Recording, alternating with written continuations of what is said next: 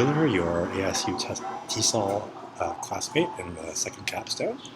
Um, so this is the second reading and writing lesson plan 2.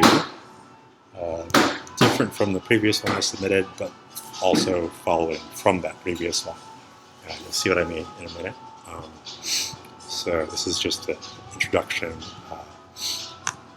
The infographic over here is what I'm talking about. You can also find it down here if you like. Students will be able to state what ST and R stand for, and they'll be able to apply the STAR criteria to their submissions for the previous independent practice assignment on genre and conventions, which was this one, in the highlighted text here.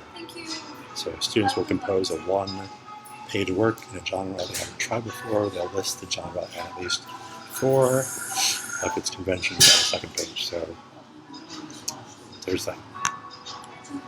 All right. So have you ever read about a person or event that felt like something's missing here about what's being presented, because either we don't know who's saying what, maybe, or we don't know to what extent, if it's like a scientific kind of, or it features a scientific topic, to what extent the results are supported or replicated.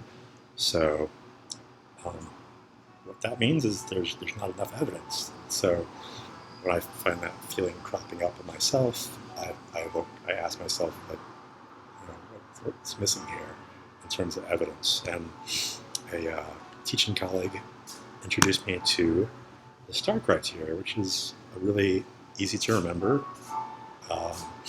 way of assessing evidence. And what does S stand for? It stands for sufficient. And the question we can ask ourselves, that you can ask yourselves, is there enough evidence to support my claim or the claim I'm reading about? Is the evidence typical? That is, does it come from a normal example or an extreme one? And then, is the evidence accurate?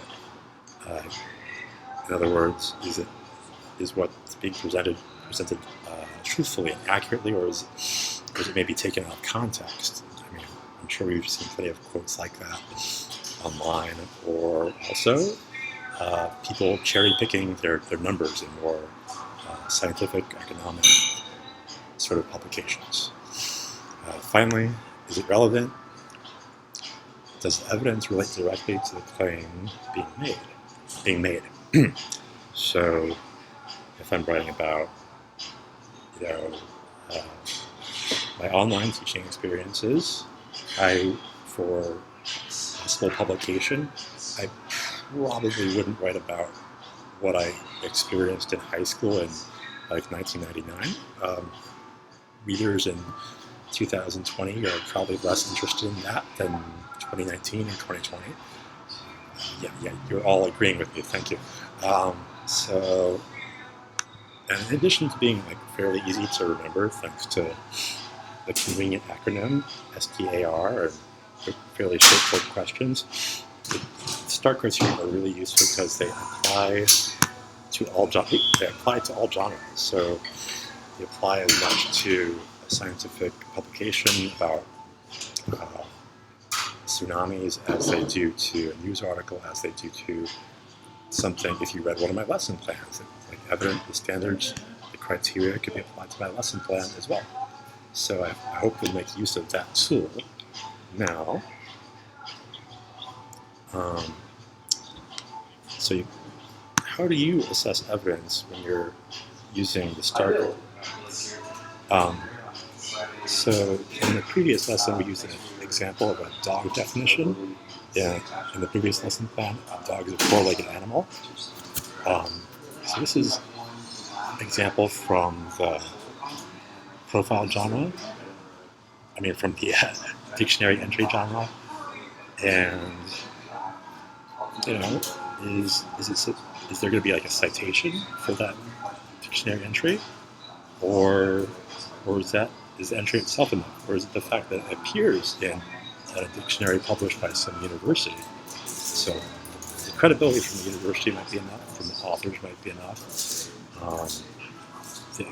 If their dictionaries often list examples, sentences and sources, so that can be a source of evidence as well. We can, as readers, as active readers, we can look to those examples online or at a library and see if that evidence lines up with the given definition.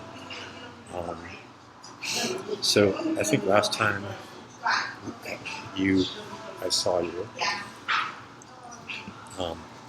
the at-home assignment was to write about a one-page work in a genre you hadn't tried before. And I really enjoyed how your submissions overall and how creative they were, and I appreciate how many of you went for those extra points for composing your work in a multimodal way with photos and such. So thank you for that. This time, for homework, I'm going to have you state why the evidence used in your previous assignment was enough or not enough. Apply the STAR criteria to your own piece of writing from last time. And if your submission for the last assignment did not require evidence, I'd like you to write about 250 words telling me why it wasn't necessary for you to include evidence. And I'll give you a one-word hint here: conventions. Okay? All right, thank you very much.